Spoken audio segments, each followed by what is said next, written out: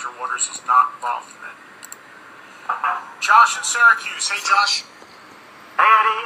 16 years old. I just went to dog camp in Big Indian, New York. Just wanted to say thanks a lot for whatever contribution you had to setting up the Winery Dogs. I went there, and those guys are some of the most down-to-earth people I've met. I jammed with Mike Portnoy, played with Richie Kotzen. It was awesome. Just wanted to say thanks. Wow, that's very cool of you, Josh.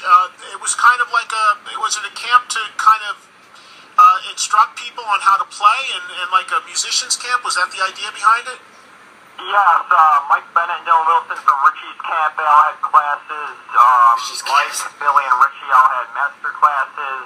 The Winery Dogs played twice. Richie did a solo show, and Dylan Wilson, Mike Bennett, and Dave Wood all had like a jazz trio that played one night. It was just master classes, and John Moyer from Disturbed was also there too, and taught and was a counselor.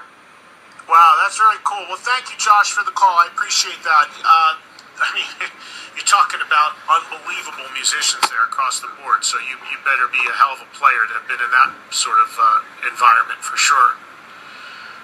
But thank you. You know, it's really nice to hear from people who, I can't tell you how many tweets and calls and people like our caller just there that bring up the Winery Dogs to me and say, hey, thanks.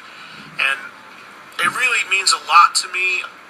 Again, as I was referencing earlier, to be able to turn people on to new music is and help bands and help stuff that I believe in and see it go and get popular is the greatest reward I have in what I do.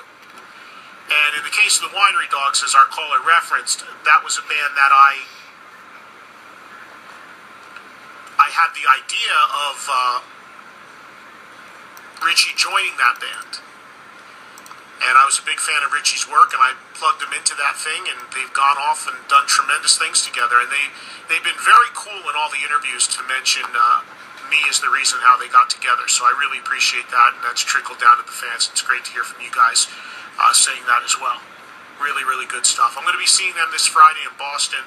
Been a little while since I saw them and hung with them, so I'm looking forward to hanging and catching that show at the Wilbur Theater. And then, like I said, myself, Don, and Jim are doing our own show at the Wilbur Theater in Boston this